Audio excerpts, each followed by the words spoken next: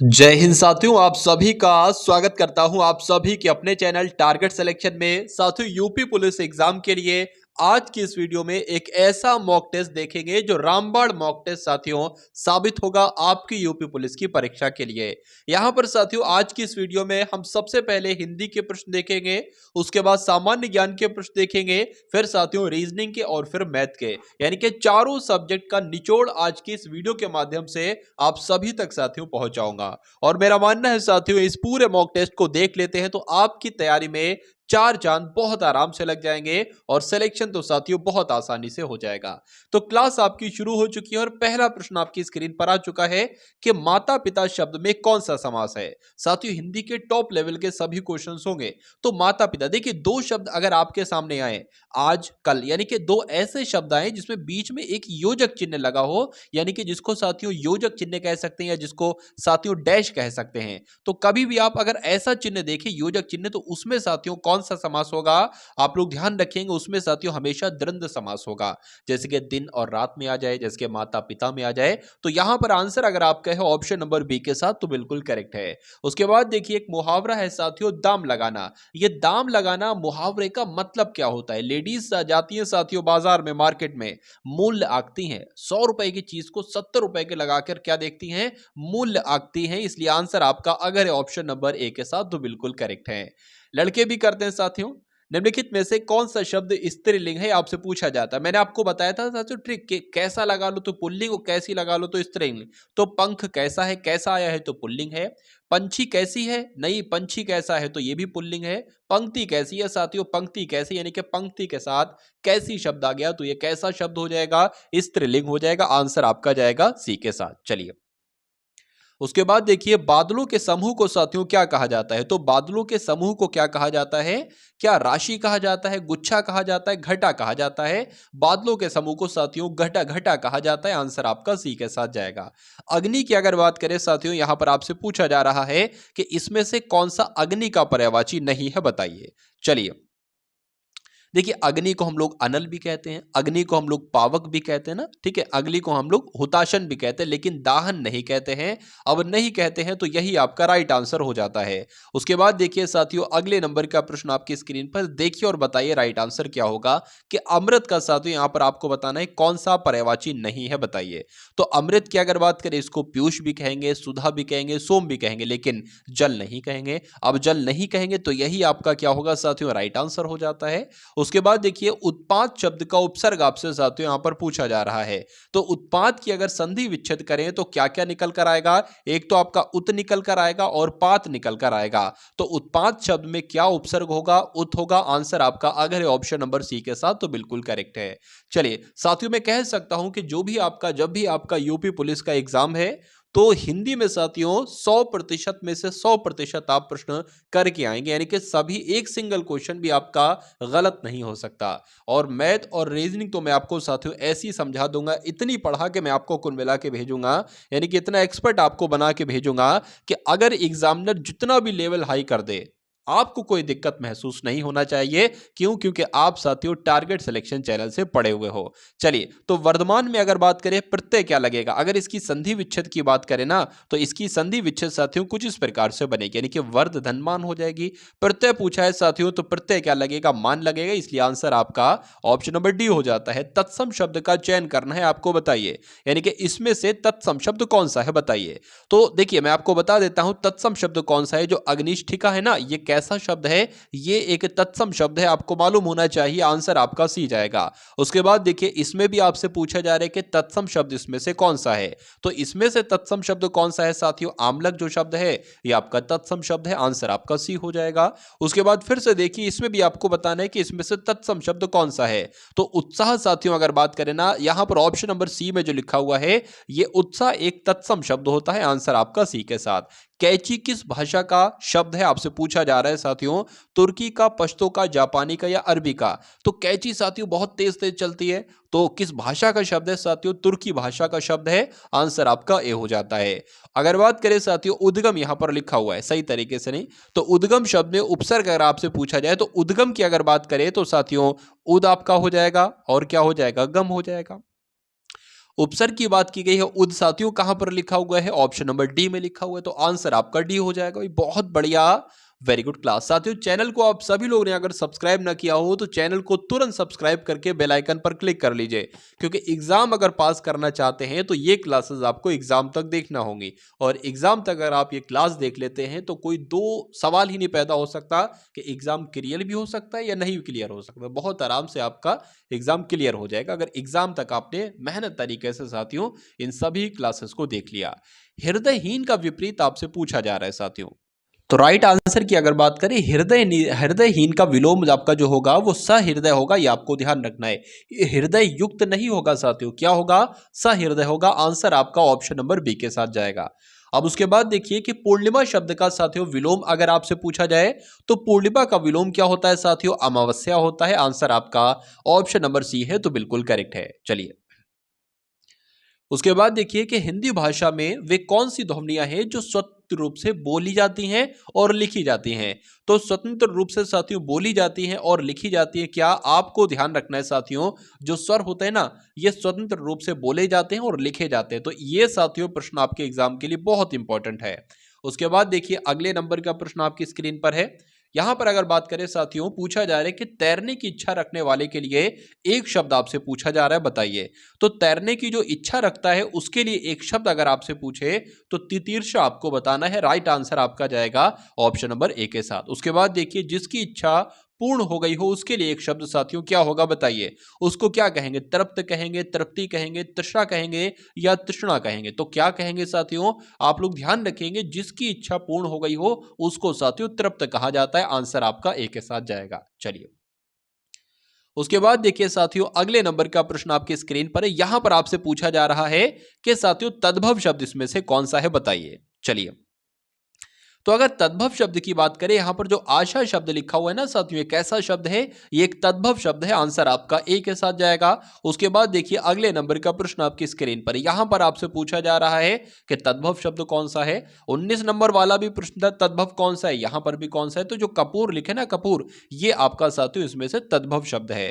आंख का यानी कि आंख शब्द का तत्सम शब्द अगर आपसे पूछा जाए तो आप क्या राइट आंसर बताओगे, बताइए। चलिए तो आप लोग ध्यान रखेंगे आंख का तत्सम शब्द क्या होता है? अर्क होता है। आंसर आपका एक बी के साथ जाएगा। उसके बाद देखिए विशेषण किस शब्द की विशेषता बताते हैं, बताइए। देखिए दो बातें आपको ध्यान रखना है, एक विशेषण आपको ध्यान रखना है और विशेष आपको ध्यान रखना है। जैसे कि मैंने बोला मोटा आदमी, मैंने यहां पर दो शब्द बोले, मोटा आदमी। यहां पर जो मोटा है शब्द वो क्या है? वो विशेषण है। यहां पर जो आदमी शब्द है वो विशेषता है। यानी कि जिस शब्द की विशेषता बताई जाती है वो विशेष शब्द कहलाए जाते हैं, और जिन शब्द के द्वारा विशेषता बताई जाती है वो आपके विशेषण शब्द कहलाए जाते हैं। जैसे कि ऊंचा पहाड़, तो पहाड़ यहां पर क्या हो गया? विशेष हो गया, और ऊंचा क्या हो गया? विशेषता हो गई, क्योंकि पहाड़ की विशेषता किस शब्द ने बताई? ऊंचे ने बताई। तो जिस शब्द के द्वारा विशेषता बताई जाती है उसे विशेषण कहते हैं। ये बात आपको साथियों ध्यान रखना है। तो यहां पर अगर बात करें विशेषण किस शब्द की विशेषता बताते हैं, तो देखिए ऊंचा पहाड़ मैंने यहां पर बोला। अब जो पहाड़ शब्द होगा ना वो संज्ञा और सर्वनाम हो सकता है, ठीक है ना, इसलिए आंसर आपका जो जाएगा वो ऑप्शन नंबर सी के साथ जाएगा।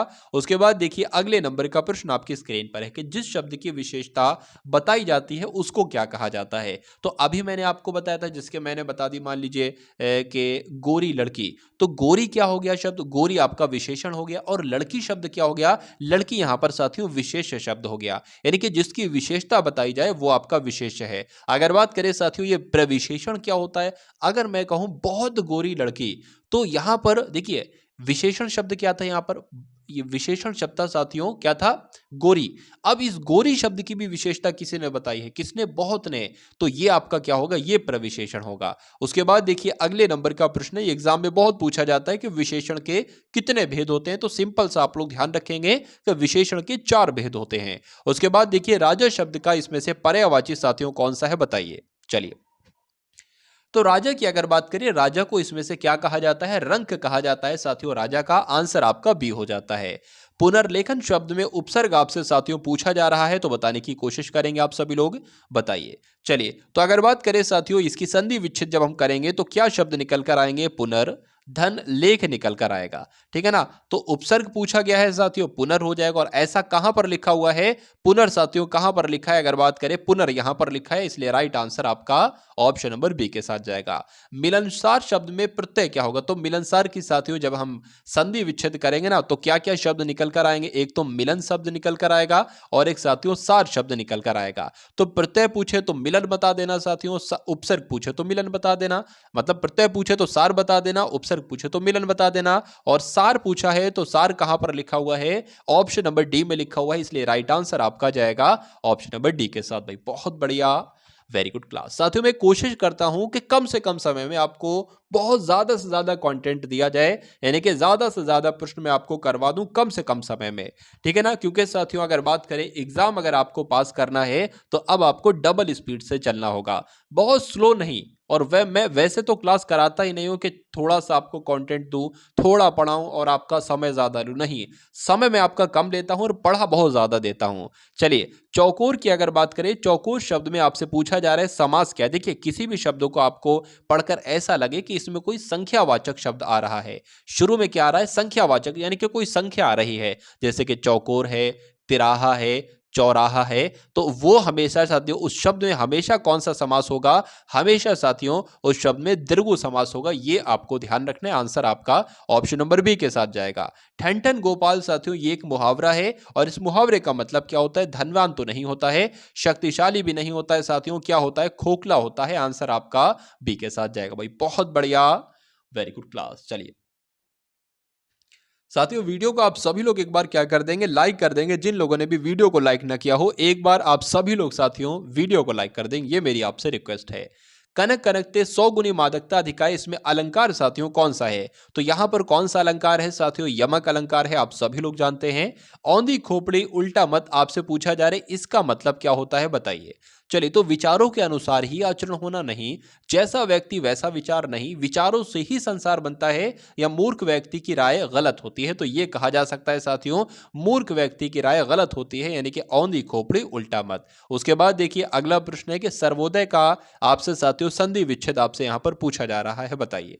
चलिए तो सर्वोदय का अगर संधि विच्छेद की बात करेंगे तो सर्वधन उदय कहां पर लिखा हुआ है? ऑप्शन नंबर बी में लिखा हुआ, इसलिए राइट आंसर आपका ऑप्शन नंबर बी के साथ जाएगा। उसके बाद देखिए कि आत्मनिर्भर किस समास का उदाहरण है, बताइए। चलिए तो आत्मनिर्भर की अगर साथियों बात करते हैं तो ये तो इसमें तो तत्पुरुष समास है साथियों। क्या है? तत्पुरुष समास है, इसलिए राइट आंसर आपका ऑप्शन नंबर बी हो जाता है।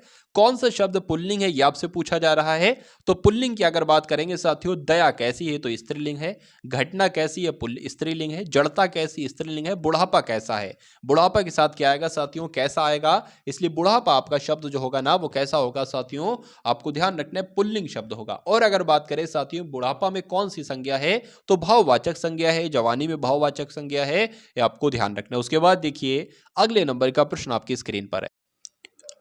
निम्नलिखित में से कौन सा शब्द स्त्रीलिंग नहीं है? ध्यान दीजिए स्त्रीलिंग नहीं है, यानी कि कौन सा शब्द साथियों आपसे पूछा जा रहा है पुल्लिंग है। तो आय कैसी है ये तो स्त्रीलिंग है, आयु कैसी है ये भी स्त्रीलिंग है, और आग कैसी है ये भी स्त्रीलिंग है। आंगन की अगर बात करें आंगन कैसा है ये आपका साथियों पुल्लिंग होगा, यानी कि स्त्रीलिंग ये शब्द नहीं है। अब नहीं है तो यही आपका राइट आंसर है। चलिए उसके बाद देखिए कि जिस पर विजय पाना कठिन हो उसको साथियों क्या कहा जा सकता है? एक शब्द में आपको बताना है। तो उसको क्या कहा जा सकता है? उसको दुर्जय कहा जा सकता है, इसलिए आंसर आपका ऑप्शन नंबर ए के साथ जाएगा। उसके बाद देखिए चार विलोम शब्द, यानी कि सही विलोम का आपको चयन करना है। तामसिक का आपसे पूछा जा रहा है कि विलोम क्या हो सकता है, बताइए। तो तामसिक का विलोम साथियों क्या होता है? सात्विक होता है, ये आपको मालूम होना चाहिए, याद होना चाहिए, क्योंकि एग्जाम में साथियों ये क्वेश्चन रिपीट करेगा। हमारे संविधान में मूलभूत अधिकार की संकल्पना किस देश से ली गई है? तो 37 प्रश्न आपने देखे साथियों हिंदी के। अब आप उसके बाद देखेंगे 38 प्रश्न देखेंगे साथियों सामान्य ज्ञान के, उसके बाद रीजनिंग के, और उसके बाद मैथ के प्रश्नों की तरफ हम लोग बढ़ेंगे। चलिए हमारे संविधान में जो मौलिक अधिकार हैं, मूल अधिकार हैं, मूलभूत अधिकार हैं, ये कौन से देश के संविधान से लिए गए हैं? तो यूएसएसआर यानी कि रूस देश के संविधान से लिए गए हैं। ग्रीन पार्क खेल स्टेडियम कहां पर स्थित है? अब आपसे ये पूछा जा रहा है, तो आप लोग यहां पर ध्यान रखेंगे साथियों, कानपुर में ग्रीन पार्क स्टेडियम स्थित है। इसलिए आंसर आपका जाएगा ऑप्शन नंबर ए के साथ। जीएसटी परिषद का उपाध्यक्ष कौन होता है? तो केंद्रीय वित्त मंत्री होते हैं, किसी राज्य के मुख्यमंत्री होते हैं, किसी राज्य के वित्त मंत्री होते हैं साथियों, क्या होते हैं ये आपसे पूछा जा रहा है। तो अगर बात करें जीएसटी परिषद के उपाध्यक्ष कौन होते हैं, तो किसी राज्य के वित्त मंत्री होते हैं। आंसर आपका ऑप्शन नंबर सी के साथ जाएगा। विटामिन सी का साथियों रासायनिक नाम आपसे पूछा जा रहा है, क्या हो सकता है विटामिन सी का रासायनिक नाम? तो क्या होता है साथियों? एस्कार्बिक एसिड यानी कि एस्कार्बिक अम्ल होता है विटामिन सी का रासायनिक नाम, ये आप लोग ध्यान रखेंगे। उसके बाद देखिए साथियों, ग्लिम्पसेस ऑफ वर्ल्ड हिस्ट्री पुस्तक साथियों किसकी है, किसके द्वारा ये पुस्तक लिखित है बताइए। तो किसके द्वारा पुस्तक लिखित है साथियों? पंडित जवाहरलाल नेहरू जी के द्वारा ये पुस्तक लिखी है। आंसर आपका सी हो जाता है। दुग्ध उत्पादन के क्षेत्र में भारत का विश्व में कौन सा स्थान है बताइए। तो दूध के उत्पादन की अगर बात करें साथियों, तो भारत का प्रथम स्थान है, यह आपको मालूम होना चाहिए। आंसर आपका जाएगा ऑप्शन नंबर ए के साथ। तेल एवं प्राकृतिक गैस आयोग का मुख्यालय कहां पर स्थित है? यह आपसे एग्जाम में साथियों प्रश्न बनेगा, पूछा जाएगा। तेल एवं प्राकृतिक गैस आयोग का मुख्यालय कहां पर है? तो आपको लगा देना है साथियों, देहरादून में है। आंसर इसलिए आपका किस ऑप्शन के साथ जाएगा? ऑप्शन नंबर सी के साथ जाएगा। चलिए उसके बाद देखिए, बौद्ध धर्म की किस शाखा ने मूर्ति पूजा पर जोर दिया था? बौद्ध धर्म की साथियों शाखाएं थी, हीनयान, महायान। कौन सी शाखा ने, किसने, हीनयान ने या महायान ने मूर्ति पूजा पर जोर दिया था? तो महायान ने साथियों मूर्ति पूजा पर जोर दिया था, यह आपको मालूम होना चाहिए। आंसर आपका बी के साथ जाएगा। लालटेन की अगर बात करें या लैंप की बत्ती की अगर बात करें, इसमें तेल किसके कारण ऊपर चढ़ता है? तो ये किसके कारण साथियों ऊपर चढ़ता है? केशिका क्रिया के कारण ये साथियों ऊपर चढ़ता है, केशिकत्व की वजह से। आंसर आपका क्या होना चाहिए? ऑप्शन नंबर ए के साथ जाना चाहिए। उसके बाद देखिए, उत्तर प्रदेश का वर्तमान स्वरूप साथियों कब अस्तित्व में आया बताने की कोशिश कीजिए। देखिए अगर बात करें साथियों, आपके एग्जाम में यूपी करंट अफेयर भी आई, क्योंकि यूपी का एग्जाम है तो यूपी करंट अफेयर भी आपसे पूछी जाएगी। तो लगभग साथियों मैं आपके लिए 100 प्रश्न लाऊंगा यूपी जीके के, ठीक है। वो अगर आप देख लेते हैं, यूपी जीके के 100 क्वेश्चन आप अगर तैयार कर लेते हैं, तो जितने भी यूपी जीके के क्वेश्चन आएंगे करंट अफेयर के, वो साथियों आपकी उसी वीडियो में से ही आ जाएंगे बहुत आराम से। तो इसलिए चैनल को आप सभी लोग सब्सक्राइब करके बेल आइकन पर क्लिक कर लीजिए। और उसके अलावा साथियों डिस्क्रिप्शन में एक व्हाट्सएप ग्रुप है, उसको भी ज्वाइन कर लीजिए, क्योंकि उसकी पीडीएफ साथियों मैं वहां पर अपलोड कर दूंगा, ठीक है ना। उत्तर प्रदेश का वर्तमान स्वरूप साथियों कब अस्तित्व में आया? तो 9 नवंबर 2000 को अस्तित्व में आया। आंसर आपका ए के साथ जाना चाहिए। सेबी से अगर बात करें, सेबी से क्या तात्पर्य है आपसे पूछा जा रहा है, यानी कि सेबी की अगर बात करें इसका पूरा नाम क्या है बताइए। चलिए, तो हिंदी में इसको क्या कहा जाता है? भारतीय प्रतिभूति एवं विनिमय बोर्ड कहा जाता है, ये आपको मालूम होना चाहिए। आंसर आपका ऑप्शन नंबर बी के साथ जाएगा। ऊन का सबसे ज्यादा उत्पादक कौन सा देश करता है बताइए।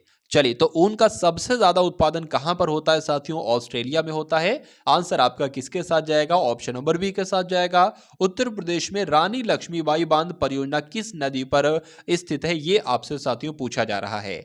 तो अगर बात करें रानी लक्ष्मीबाई बांध कहां पर है, तो उत्तर प्रदेश में है। पूछा जाए कौन सी नदी पर है, तो बेतवा नदी पर है। इसलिए आंसर आपका अगर है ऑप्शन नंबर बी के साथ, तो बिल्कुल करेक्ट है। चलिए साथियों, अगर बात करें 75 प्रश्नों के बाद हम लोग रीजनिंग के प्रश्न देखेंगे और मैथ के प्रश्न देखेंगे। बहुत आसान तरीके से मैं आपको समझा दूंगा। जिनको भी साथियों मैथ का डर है, ट्रिक से हम लोग समझेंगे। बहुत ज्यादा स्टेप्स में आपको मैथ रीजनिंग नहीं समझाऊंगा, बहुत आसान तरीके से मैं आपको मैथ और रीजनिंग इतनी समझा दूंगा कि जितने साथियों प्रश्न आपके बनेंगे मैथ के और रीजनिंग के, आपके एग्जाम में एक सिंगल क्वेश्चन आपका गलत नहीं हो सकता।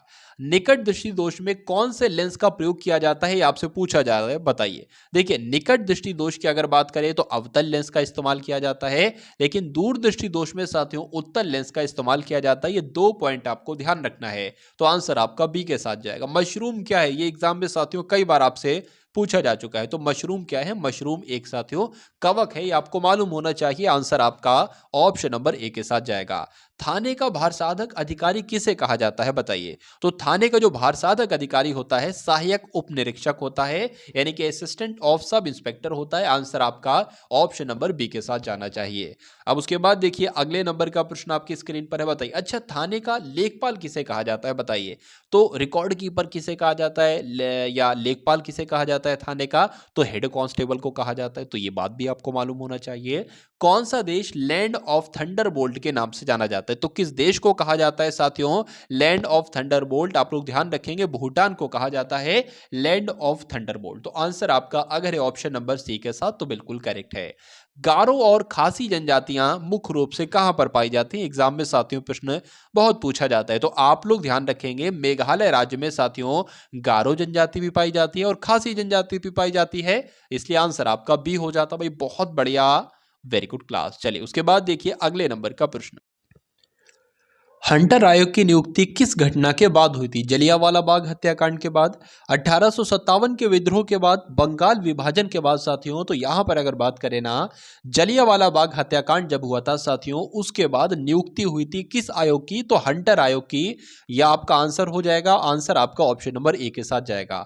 वास्को डी गामा किस देश का साथियों निवासी था? यह आपसे पूछा जा रहा है। तो ये तो पुर्तगाल का साथियों निवासी था। आंसर आपका ऑप्शन नंबर ए के साथ जाएगा। पुर्तगाल का साथियों ये निवासी था। बी के साथ आपका आंसर जाएगा।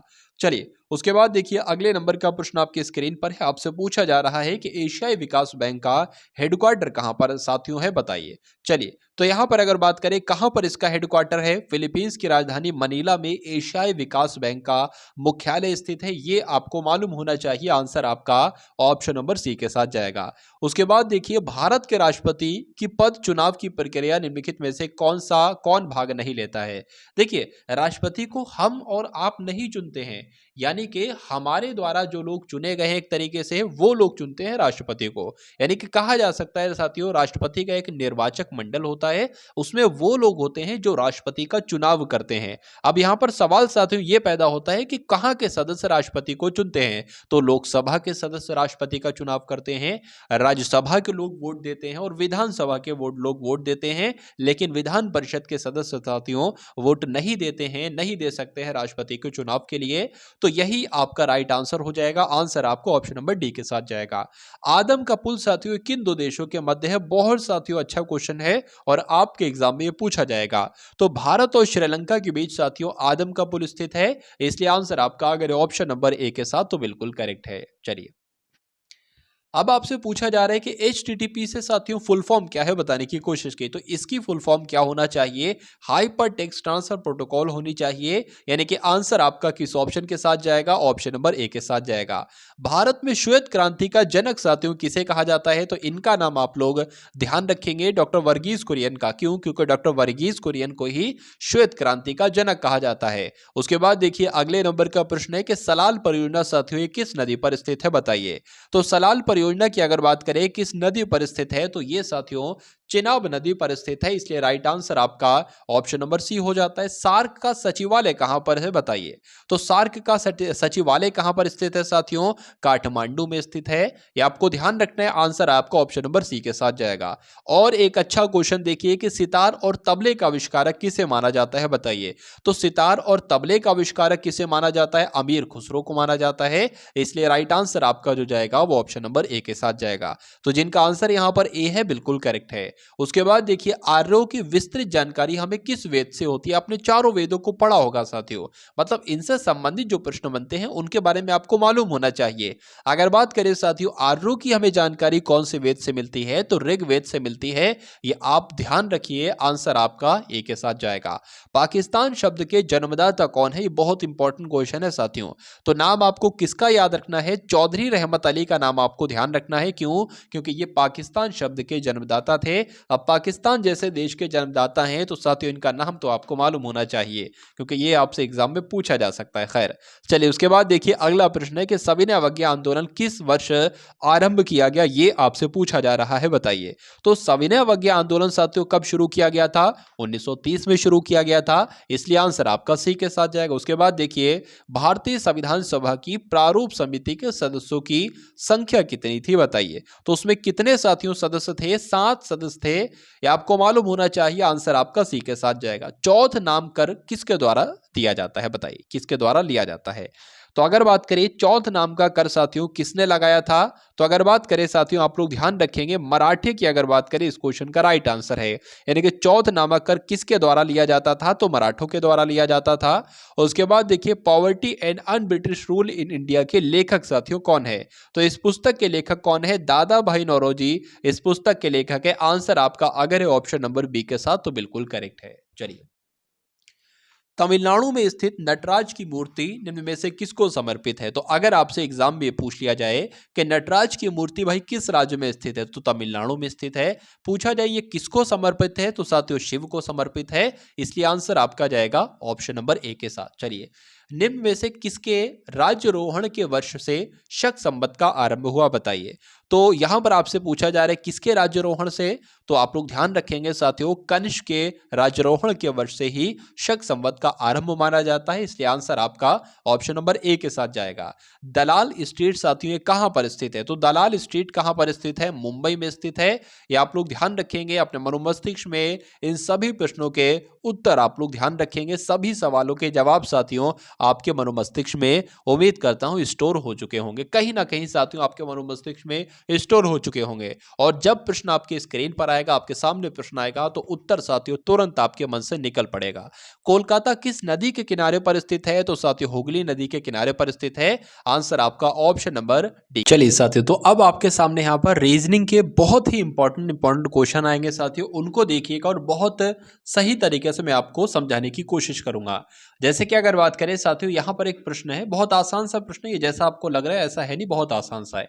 नीचे पहली पंक्ति में कुछ बड़े अक्षर दिए गए हैं, ये बिल्कुल कुछ बड़े अक्षर दिए गए हैं, और दूसरी पंक्ति में प्रत्येक अक्षर को एक अंक निर्धारित किया है, यानी कि एम का कोड है 3, ओ का कोड है 5, ई का कोड है 7। ऐसे अंक और अक्षर एक दूसरे के कोड है। बिल्कुल दिए हुए अक्षर समूह का सही संख्या कूट आपको चुनना है, यानी कि जो ईस्ट लिखा हो ना, जैसे कि ई का अगर बात करें, ई का कोड क्या है, तो ई का कोड यहां पर आप लोग देख लीजिए 7 है, तो ई का कोड साथियों 7 हो जाएगा। ए का कोड क्या है, ए का कोड यहां पर क्या है साथियों 6 है, तो यहां पर 6 हो जाएगा। उसी प्रकार एस की अगर बात करें, एस का कोड साथियों क्या है 2 है, तो यहां पर साथियों 2 हो जाएगा।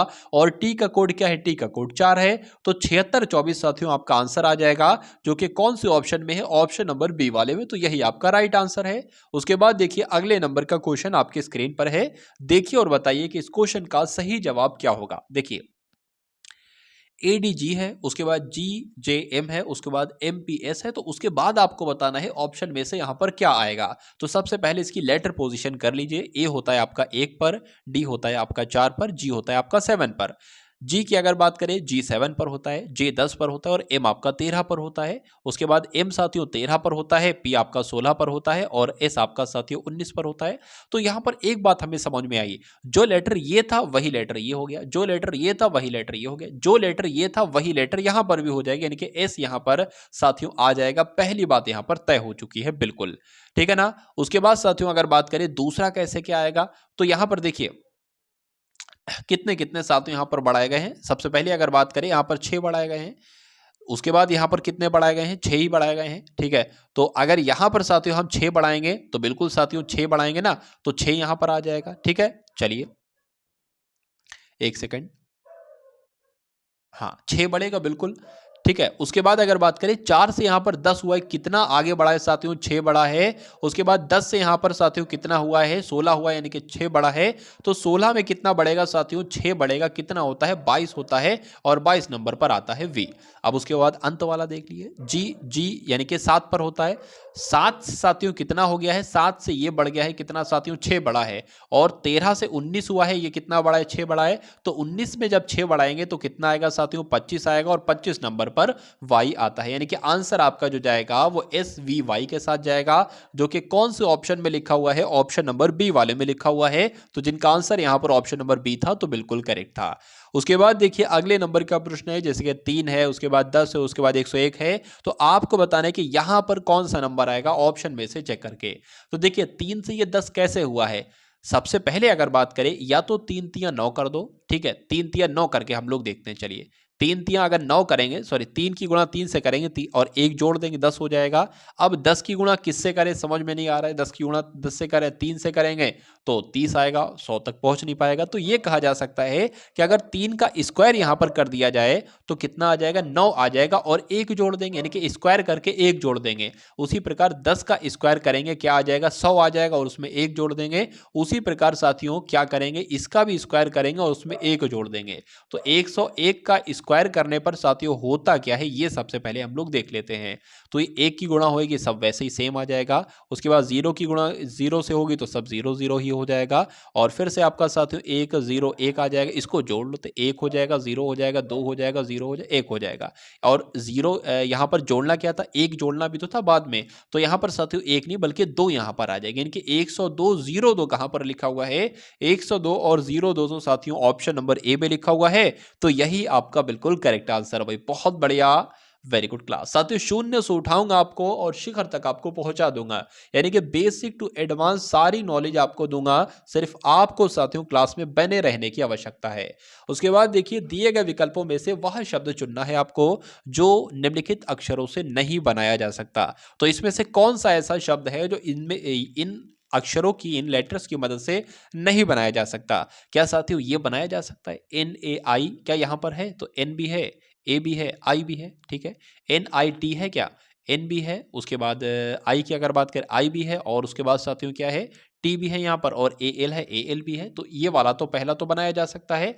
टेलर बनाया जा सकता है क्या, TAI है क्या, यहाँ पर T भी है, A भी है और I भी है। LOR है तो O भी हो गया, L भी हो गया, R है क्या, R है, R भी है बिल्कुल। तो दूसरा वाला भी साथियों बनाया जा सकता है। तीसरा वाला बनाया जा सकता है EARN, तो E क्या है, E भी है, R भी है, N भी है, और यहाँ पर साथियों मतलब सब है, ये भी मिल जाएगा। लेटर की अगर बात करें ये वाला बनाया जा सकता है। चौथा वाला LETT, यहाँ पर देखते हैं हम लोग, एल भी है, एल किधर गया साथियों, एल आपका ये हो गया, ई किधर गया आपका, ई आपका ये हो गया, डबल टी किधर गया, एक तो टी ये हो गया और एक टी आपका ये हो गया, ठीक है। उसके बाद दूसरा ई किधर गया, दूसरा ई नहीं मिल रहा है, आर है लेकिन दूसरा ई नहीं है। तो यहां पर साथियों जो 2 बार ई था इस वजह से ये वाला नहीं बनाया जा सकता है, तो यही हमारा बिल्कुल सही जवाब हो जाता है। अब उसके बाद देखिए अगले नंबर का क्वेश्चन है कि यदि एक विशिष्ट कूट भाषा में क्या लिखा हुआ है, कुछ लिखा हुआ है, यानी कि इस शब्द को, इंस्टीट्यूशन लिखा हुआ है, इस शब्द को अगर इस प्रकार लिख दे तो उसी कूट भाषा में इसको क्या लिखा जाएगा, परफेक्शन को क्या लिखा जाएगा।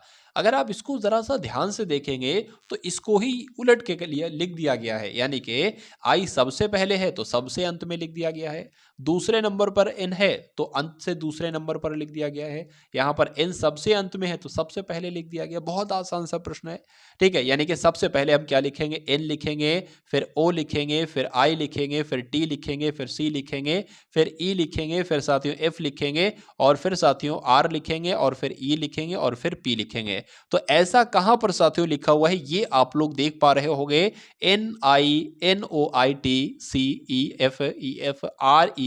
तो ऐसा तो साथियों ऑप्शन नंबर सी में नजर आ रहा है आपको और मुझे भी, तो यही आपका बिल्कुल सही जवाब हो जाता भाई, बहुत बढ़िया, वेरी गुड क्लास। साथियों इसी प्रकार से अगर आप पढ़ते रहे तो सिलेक्शन आपकी मुट्ठी में होगा बहुत आराम से, ठीक है ना, बहुत आराम से साथियों वैकेंसी में एक सीट आपको बहुत आराम से मिल जाएगी। चलिए उसके बाद देखिए प्लस का अर्थ है घटाना, बिल्कुल, और उसके बाद यहां पर क्या लिखा है, यहां पर साथियों माइनस है, माइनस का अर्थ है गुणा करना, बिल्कुल सही बात है। उसके बाद लिखा है यहां पर जो है ना वो भाग का निशान है, भाग का अर्थ है जोड़ना और गुणा का अर्थ है विभाजित करना। तो इसको आपको कैलकुलेट करना है, यानी कि जहां पर गुणा दिखे तो देखो भाई गुणा का क्या अर्थ है वो लगा दोगे। सबसे पहले नंबर हम लोग यहां पर लिख लेते हैं, जैसे 10 लिखा है तो 10 लिख लिया, 5 लिखा है 5 लिख लिया, 3 लिखा है 3 लिख लिया, 2 लिखा है 2 लिख लिया, 3 लिखा है 3 लिख लिया। तो यहां पर कौन सा साइन है, गुणा का है। गुणा का मतलब क्या है ये देख लेते हैं साथियों। गुणा का अर्थ है विभाजित करना, यानी कि भाग का निशान, तो भाग का निशान लगा दिया। अब भाग का अर्थ क्या है देख लेते हैं, भाग का अर्थ है जोड़ना, यानी कि प्लस लगा लिया, और उसके बाद माइनस यहां पर लिखा है तो माइनस का अर्थ है क्या, गुणा करना, तो माइनस का अर्थ है गुणा करना लगा लिया। अब प्लस का अर्थ क्या, प्लस का अर्थ है घटाना, तो हमने माइनस लगा लिया। अब सबसे पहले भाग का डिवाइड को, मतलब जो डिवाइड होता है भाग को सॉल्व करते हो, उसके बाद गुणा को, उसके बाद प्लस माइनस में से किसी को। तो अगर बात करें 5 एकम 5, 5 दूना 10 हो जाएगा, तो यहां पर 2 आ जाएगा, ये आपका प्लस आ जाएगा, और 3 दूना आपका कितना होता है 6 होता है, -3 आ जाएगा। तो अगर बात करें साथियों 2 और 6 आपका 8 हो जाएगा, 8 में से जब 3 जाएगा तो कितना बचेगा साथियों, 5 बचेगा। और 5 कौन से ऑप्शन में आपको नजर आ रहा है, ऑप्शन नंबर डी वाले में नजर आ रहा है, इसलिए यही आपका बिल्कुल करेक्ट आंसर भाई, बहुत बढ़िया, वेरी गुड क्लास। चलिए अब उसके बाद देखिए अगले नंबर का क्वेश्चन आपके स्क्रीन पर है, बताइए। यहां पर अगर साथियों बात करते हैं कि सूरज 2 किलोमीटर पूर्व की ओर चलता है, तो सूरज 2 किलोमीटर साथियों क्या चलता है, पूरब की ओर चलता है, 2 किलोमीटर हम पूरब की ओर चला लेंगे। तो यहां से है, मान लीजिए पूरब की ओर 2 किलोमीटर चलता है, ठीक है। उसके बाद फिर वह दक्षिण की ओर मुड़ता है और 6 किलोमीटर चलता है, दक्षिण की ओर चला साथियों, 6 किलोमीटर हमने इसको चला लिया। उसके बाद और 6 किलोमीटर चलता है, फिर वह पूरब की ओर मुड़ता है और 2 किलोमीटर चलता है पूरब की ओर, फिर इसने मुड़ा और ये कितना चला, 2 किलोमीटर चला, ठीक है। उसके बाद फिर वह उत्तर की ओर मुड़ जाता है, उत्तर की ओर साथियों जो है ना वो मुड़ जाता है, उत्तर की ओर ये मुड़ जाएगा, ठीक है, उत्तर की ओर मुड़ जाता है और 12 किलोमीटर चलता है। यानी कि 6 तो यहां तक चल जाएगा और 6 आपका यहां तक चल जाएगा, तो ये कुल मिला के 12 हो जाएगा। उसके बाद एक सेकेंड, हाँ, तो यहां से यहां तक 6 किलोमीटर चलता है, ये है ना, ये 6 है, तो जाहिर सी बात है ये भी 6 होगी और 6 इसको हम और चला लेते तो ये आपका 12 किलोमीटर चल जाएगा।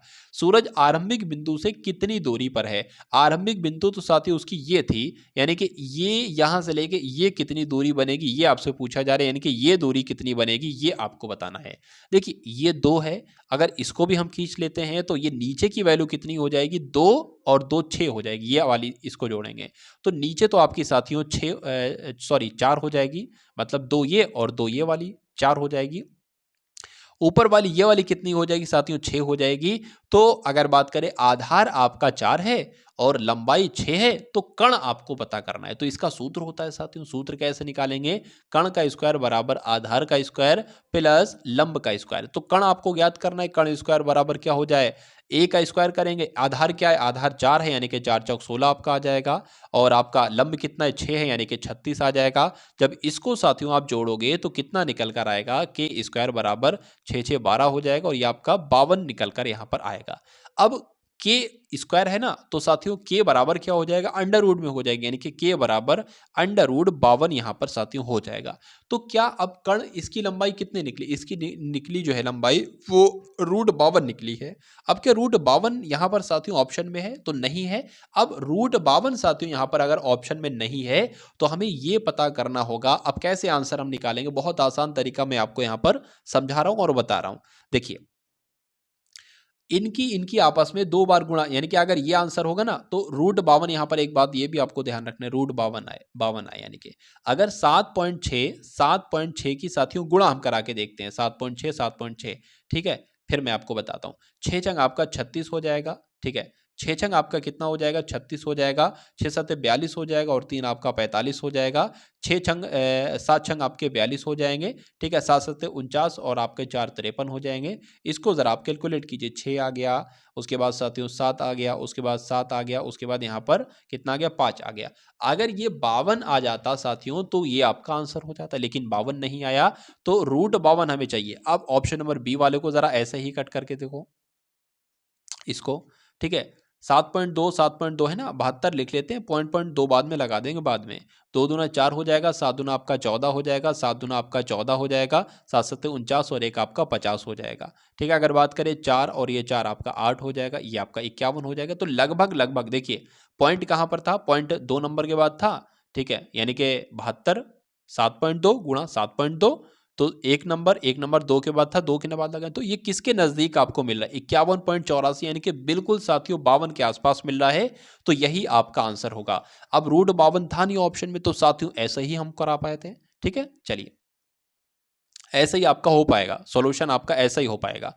और कोई तरीका, वैसे तरीके तो बहुत हैं, रूट 52 को भी उस तरीके से कर सकते हैं ताकि आपका 7.2 किलोमीटर आ जाए, लेकिन ये भी आसान सा तरीका भी आप कर सकते हैं। उसके बाद देखिए अगले नंबर का प्रश्न आपकी स्क्रीन पर है, देखिए और राइट आंसर यहाँ पर बताइए क्या हो सकता है। देखिए इस तरीके के सवाल को करने का बहुत आसान तरीका मैं आपको समझा रहा हूं। सबसे पहला आपको काम ये करना है कि जितने भी यहाँ पर लेटर लिखे हैं, जितनी भी खाली जगह है उनको काउंट कर लो, सबसे पहला नंबर। अगर बात करें यहाँ पर साथियों ये क्या है, ये देखिए ये ए नहीं है, सब में सी सी आ रहा है, तो ये सी ही होगा, हो सकता है सी होगा। तो 1 2 3 4 5 6 7 8 9 10 11 12 13 14 15 16 17 18, यानी कि 18 मिला के साथियों कुल लेटर होंगे। तो अब तो इनके जो पेयर बनेंगे ना साथियों, वो 3 3 में भी पेयर बन सकते हैं, 6 6 में भी पेयर बन सकते हैं, ठीक है। तो सबसे पहले हम 3 3 के पेयर यहाँ पर बना लेते हैं। तो एक ये 3 का पेयर बन जाएगा, एक ये 3 का पेयर बन जाएगा, एक ये साथियों 3 का पेयर बन जाएगा और एक ये आपका 3 का पेयर बन जाएगा और एक आपका ये 3 का पेयर बन जाएगा और ये 3 का पेयर बन जाएगा। अगर बात करें साथियों यहाँ पर तो हमें बिल्कुल मिल गया, BCA मिल गया। तो अगर हम यहाँ पर B लिख दें तो CA पहले लिखा BCA हो जाएगा। हमें यहाँ पर क्या लिखना पड़ेगा, सिर्फ C लिखना पड़ेगा। यहाँ पर भी हमें सिर्फ C लिखना पड़ेगा, यहाँ पर हमें सिर्फ B लिखना पड़ेगा, क्योंकि BCA BCA का बन रहा है ना। यहाँ पर हमें क्या लिखना पड़ेगा, सिर्फ A लिखना पड़ेगा, BCA बन जाएगा। तो अगर साथियों 18 आया ना तो 3 का पेयर भी बन सकता। अगर ऐसे काम ना चलता तो फिर हम 6 का पेयर बना लेते और फिर करते। तो आप कर देते अगर ऐसे ना होता, लेकिन 3 का पेयर ही यहां पर बनेगा। तो क्या क्या मैंने लेटर लिखे उसको लिख लीजिए। मैंने यहां पर साथियों लिखा A लिखा, मैंने यहां पर B लिखा, मैंने यहां पर C लिखा, C लिखा, मैंने यहां पर B लिखा। तो अगर बात करें साथियों AB डबल CB कहां पर लिखा हुआ है, AB डबल CB साथियों ऑप्शन नंबर A में लिखा हुआ है। तो यही आपका बिल्कुल राइट आंसर है।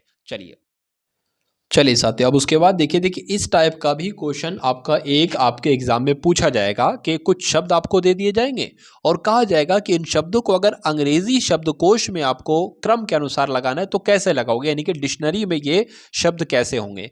तो आपको मालूम होना चाहिए साथियों, देखिए I है, M है, P है, तो IMP तो साथियों सब में है, ठीक है, तो हम नहीं अब लगा पाएंगे। अब उसके बाद अगर बात करें, देखिए ए सबसे पहले आता है डिक्शनरी में, IMP तो सब में है, लेकिन ए डिक्शनरी में सबसे पहले आता है, तो 2 सबसे पहले आ जाएगा। अब यहां पर साथियों यानी कि 2 वाला शब्द जो है वो सबसे पहले आ जाएगा। अब इसको कट कर दो, हटा दो। उसके बाद देखिए आर सबसे पहले आता है या ओ सबसे पहले आता है, तो मैं कहूंगा साथियों ओ पहले आता है आर से, तो उसके बाद 1 वाला आएगा डिक्शनरी में। अब इसको देख लीजिए, PR यहां पर भी, PR यहां पर भी, अच्छा ओ भी यहां पर, ओ भी यहां पर, वी भी सेम है, वी भी सेम है। अब आई पहले आता है या ई पहले आता है, तो मैं कहूंगा ई पहले आता है, तो 4 वाला पहले आ जाएगा, उसके बाद 3 आ जाएगा। यानी कि जो डिक्शनरी में क्रम रहेगा वो 2143 रहेगा।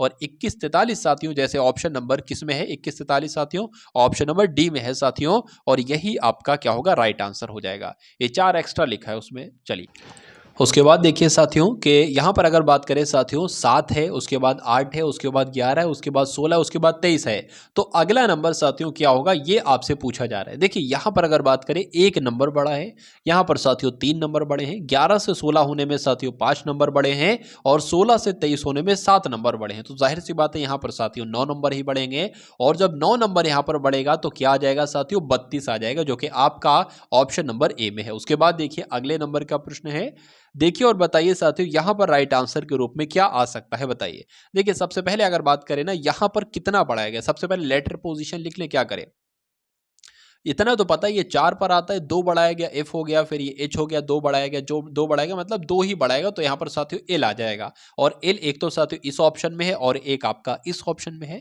उसके बाद अगर बात करते हैं साथियों, यहाँ पर K से 11 से क्या हो गया है, 10 हो गया, मतलब 1 घटाया गया, फिर 9 यानी कि I हो गया, 1 घटाया गया, फिर 1 घटाया गया, और फिर जब H में से 1 घटाएंगे तो साथियों क्या आ जाएगा, G आ जाएगा। और G कौन से ऑप्शन में है साथियों, G तो यहाँ पर किसी ऑप्शन में नहीं है ना, ठीक है, अच्छा हाँ सॉरी सॉरी सॉरी, LGQ है तो ये, ठीक है, तो इसलिए आंसर आपका किस ऑप्शन के साथ जाएगा, ऑप्शन नंबर डी के साथ जाएगा। उसके बाद देखिए किसी सांकेतिक भाषा में DISC को 8740 लिखा जाता है और ACHE को 3950 लिखा जाता है, तो HEAD को क्या लिखा जाएगा, ये साथियों कोड है। H का कोड यहाँ पर क्या है, तो H का कोड साथियों 5 है, ये देखिए H का कोड क्या हो गया, 5 हो गया, तो यहाँ पर 5 आ जाएगा।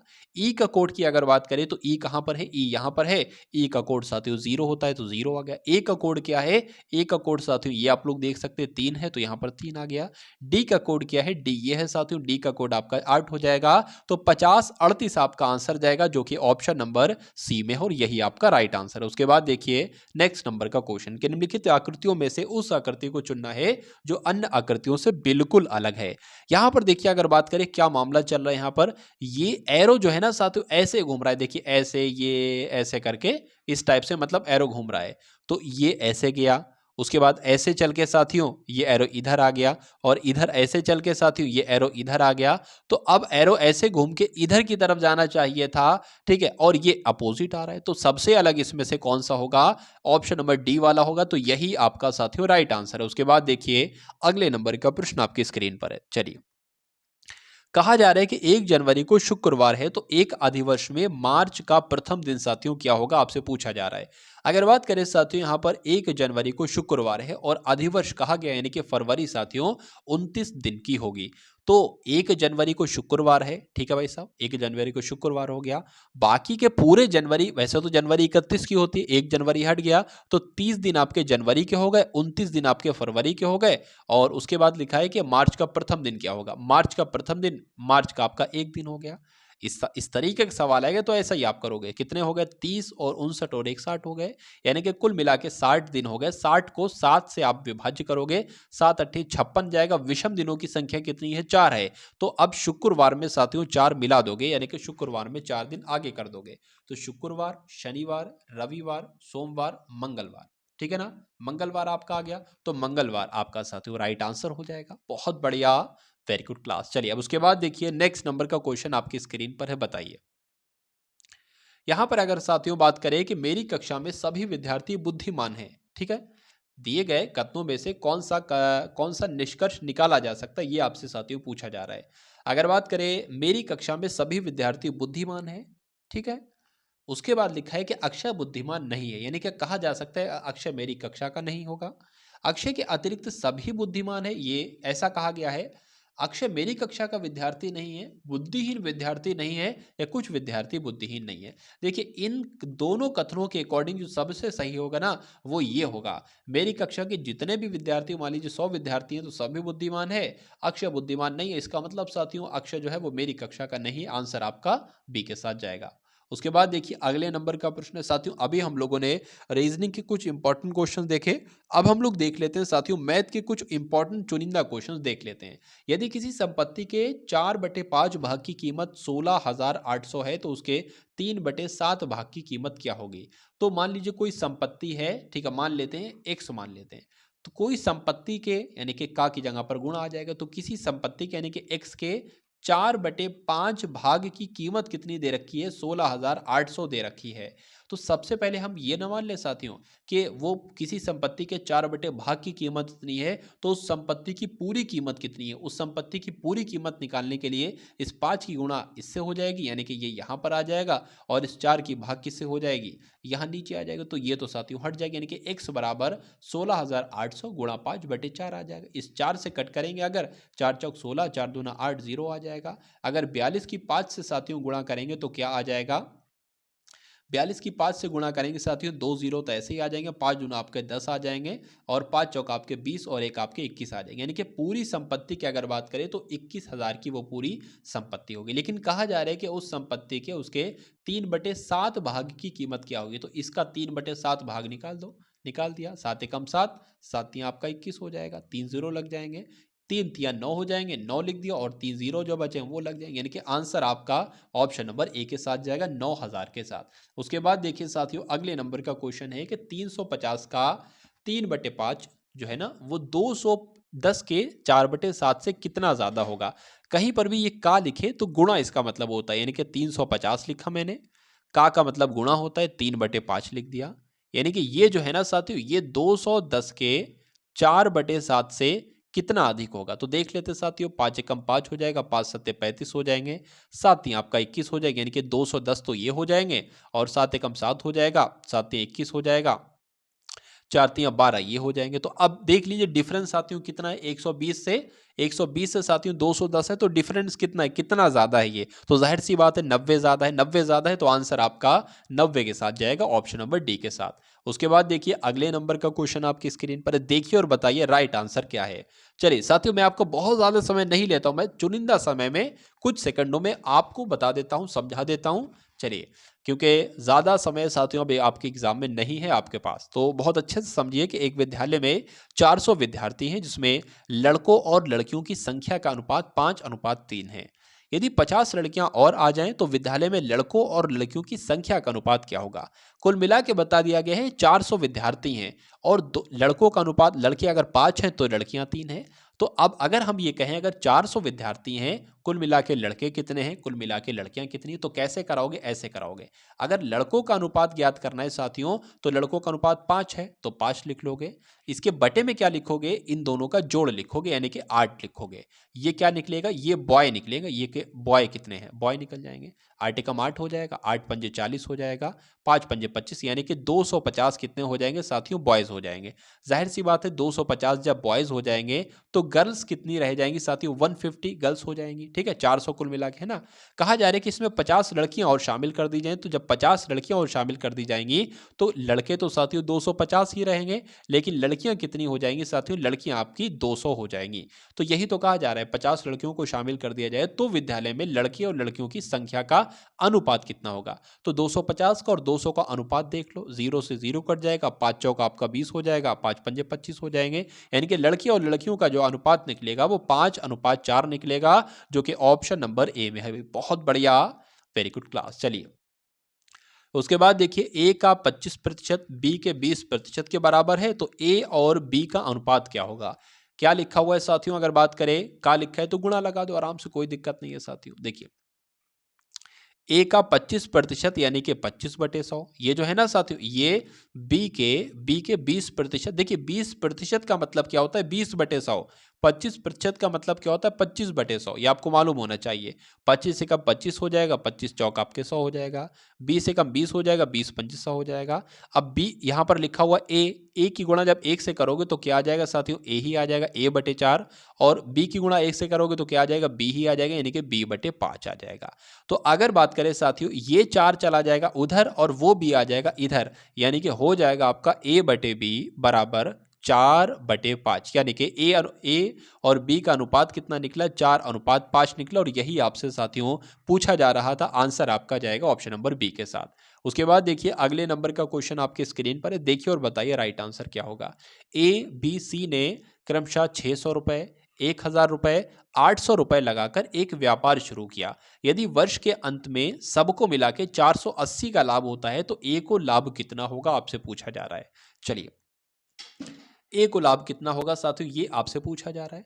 देखिए जितने रुपए लगाए हैं इन लोगों ने, उतने ही अनुपात में उनको लाभ मिलेगा। जैसे कि इन लोगों ने कितने कितने रुपए लगाए थे, एक ने 600 लगाए हैं, एक ने 1000 रुपए लगाए हैं, एक ने 800 रुपए लगाए हैं। अगर इनका अनुपात निकाले साथियों, 2 जीरो ये कट गए, 2 जीरो ये कट गए, 2 जीरो ये कट गए, 2 से एक बार फिर कट करो, 2 तियां 6, 2 पंजे 10 और 2 चौक 8, यानी कि इतने अनुपात में उन्होंने पैसे लगाए हैं तो इतने ही अनुपात में उनको प्रॉफिट मिलेगा। अगर बात करें कुल मिला के प्रॉफिट जो है वो 480 है। पूछा किसका गया, ए का प्रॉफिट पूछा गया, यानी कि इसका, तो इसका प्रॉफिट लिख लेंगे और बटे में कौन सी संख्या आएगी, इन तीनों का क्या आ जाएगा, योग आ जाएगा, यानी कि 5 4 9 9 और आपका 3 12, यानी कि ये आपका ए का कैलकुलेट करा दोगे, ए का लाभ आ जाएगा 12 कम 12, 12 चौक आपके 48 हो जाएंगे, 4 3 आपके 12 हो जाएंगे, यानी कि 120 जो मिलेगा साथियों वो ए का प्रॉफिट होगा, ए का लाभ होगा। उसके बाद देखिए अगले नंबर का साथियों क्वेश्चन आपकी स्क्रीन पर है। 5 लड़कों की औसत आयु जो है ना वो कितनी है साथियों, 12 वर्ष है। 3 अन्य लड़कों की औसत आयु 16 वर्ष है। कुल मिला के 8 लड़कों की औसत आयु कितनी है।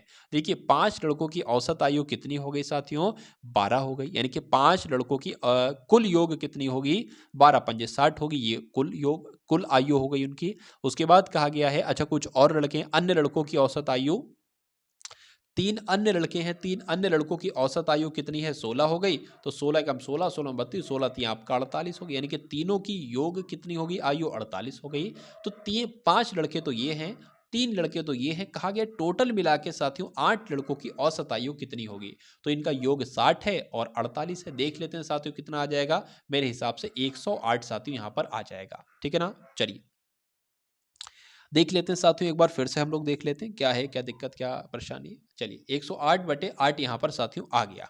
अब अगर बात करें साथियों, इसको कट कर लो, 2 से 2 पंजे 10, 2 पंजे 10 हो जाएगा आपका, और 2 चौक 8 हो जाएगा, 2 चौक 8 यहाँ हो जाएगा। अगर इसको साथियों कट करेंगे तो यहाँ पर कितना आ जाएगा साथियों आपका, 2 27 आ जाएगा ऊपर और नीचे कितना आ जाएगा साथियों 2 आ जाएगा, यानी कि 27/2 आपका राइट आंसर हो जाएगा। और 27/2 कितने होते हैं? 27/2 मैं आपको एक बार समझा देता हूँ। 27/2 इस तरीके से आप कैसे लिखोगे? वैसे तो 13.5 हुए 27/2, 27/2 13.5 कैसे हुए? जैसे जो नीचे नंबर होगा वो नीचे नंबर वैसे ही आ जाएगा।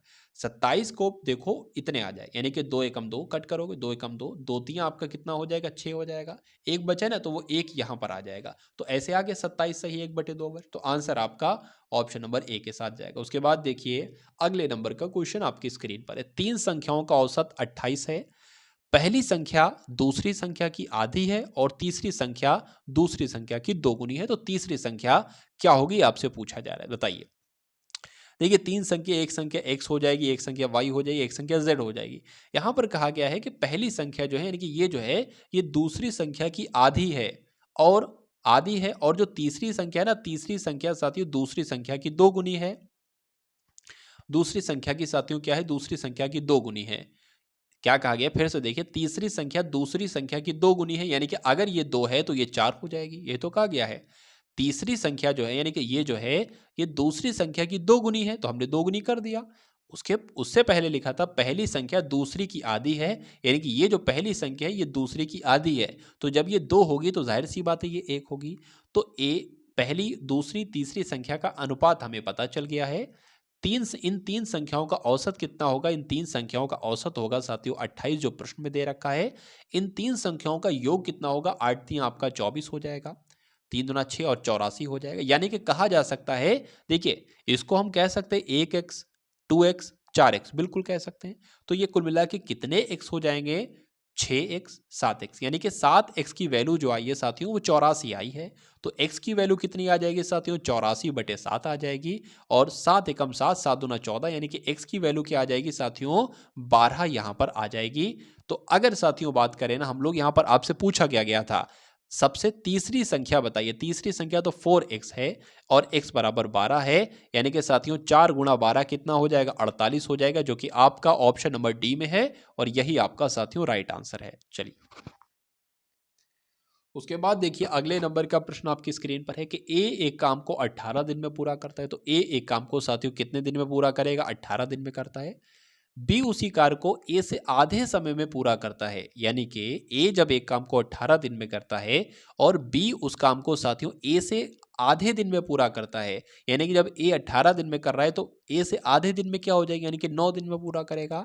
तो दोनों मिलकर एक दिन में कार्य का कितना भाग पूरा करेंगे? पहले तो ये निकाल लो कि कितने दिन में कार्य करेंगे। देखिए यहाँ पर एक ऐसा नंबर ले लेते हैं जो 18 के पाड़े में भी है, 9 के पाड़े में भी है, तो 18 ले लेते हैं। 18 एकम 18, 9 दूना आपका 18 हो जाएगा। अब ये क्या है साथियों? ये टोटल काम है, ठीक है ना, ये टोटल काम है। ये दोनों ये एक दिन में एक काम करते हैं और ये एक दिन में 2 काम करते हैं। यहाँ पर पूछा गया है, सबसे पहले देख लेते हैं हम लोग। टोटल काम ये है, दोनों मिलकर 3 काम करते हैं, तो कितने दिन में करेंगे? 6 दिन में करेंगे। ये क्या निकला साथियों? ये निकला आपका टोटल, यानी कि 6 दिन में करेंगे। तो दोनों मिलकर एक दिन में कितना कार्य करेंगे? एक दिन में दोनों मिलकर 1/6 काम करेंगे। अगर कहा जाए कि मान लीजिए साथियों कोई है 5 दिन में वो काम करता है, तो अगर क्या पूछा जाए एक दिन में कितना काम करेगा, तो एक दिन में एक काम करेगा, ऐसे होता है साथियों। तो 1/6 आपका आंसर आ जाएगा, जो कि आपका ऑप्शन नंबर ए के साथ जाएगा। चलिए उसके बाद देखिए अगले नंबर का क्वेश्चन है कि एक रेलगाड़ी 108 किलोमीटर प्रति घंटा की चाल से गतिमान है, उसकी चाल मीटर प्रति सेकंड में क्या होगी? यानी कि 108 किलोमीटर प्रति घंटे की चाल से चल रही है, मतलब चाल है ना वो किलोमीटर प्रति घंटा बताई जा रही है, लेकिन पूछा यह जा रहा है कि मीटर प्रति सेकंड में बदल के बताओ। तो बहुत आसान सा प्रश्न है, कितने किलोमीटर लिखा हुआ? 108 लिखा है। इसको मीटर प्रति सेकंड में अगर बदलना हो तो बस 5/18 से भाग कर देना, आंसर आ जाएगा। 18 एकम 18, 18 छंग आपका कितना हो जाएगा? 108 हो जाएगा। 6 पंजे कितना हो जाएगा साथियों? 30 हो जाएगी, यानी कि 30 मीटर प्रति सेकंड हो जाएगी।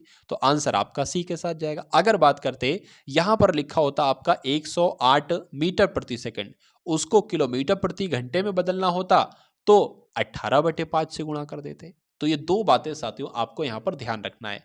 तो ये साथियों 100 सवाल आपके यूपी पुलिस एग्जाम के लिए हिंदी के पूरे प्रश्न कराए, उसके अलावा सामान्य ज्ञान के पूरे प्रश्न कराए, लेकिन वीडियो बहुत लंबी ना हो जाए इसलिए कुछ प्रश्न मैंने आप मैथ के कराए और कुछ प्रश्न मैंने आपको रीजनिंग के कराए। तो उम्मीद करता हूं साथियों क्लास आपको पसंद आई होगी। अगर पसंद आई है तो क्लास के बारे में कमेंट साथियों कमेंट में कर देंगे और इस वीडियो को कम से कम 2 लोगों को अवश्य शेयर कर देंगे। और चैनल पर नए हैं तो चैनल को भी जरूर सब्सक्राइब करके बेल आइकन पर क्लिक कर लेंगे। तो मिलते हैं हम सभी लोग आने वाली वीडियो में। जय हिंद साथियों।